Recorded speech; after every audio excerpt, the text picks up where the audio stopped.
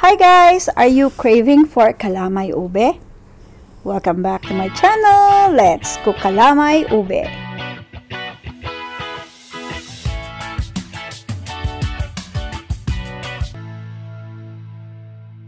For the benefit of more viewers who understand English than Tagalog, let me explain this recipe in English.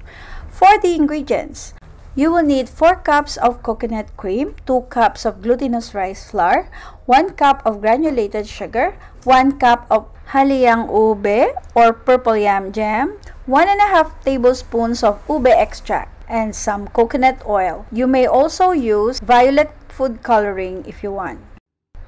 First, we're going to use half of the coconut cream, which is 2 cups. Then gradually add the glutinous rice flour. Wait for the flour to be fully dissolved before adding the rest. When the mixture is fully mixed, set it aside. In a bigger bowl, boil the rest of the coconut cream.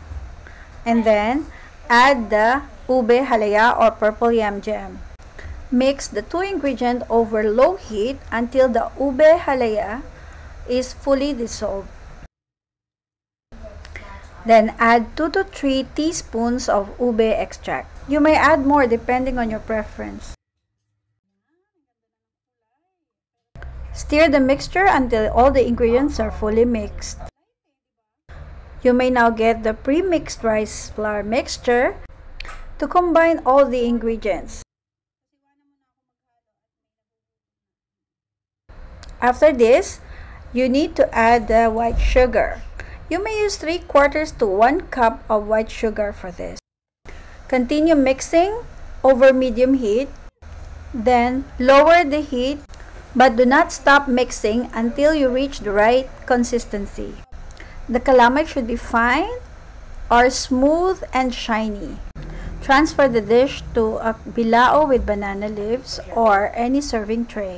Then brush with coconut oil. Top it with toasted sweet coconut or latik. Make this latik by cooking the coconut cream until it's toasted and dried, and then you can also save some for later use. I also use the same latik for my biko and other kakanin recipes. Let it cool a little bit and then cut into serving portions.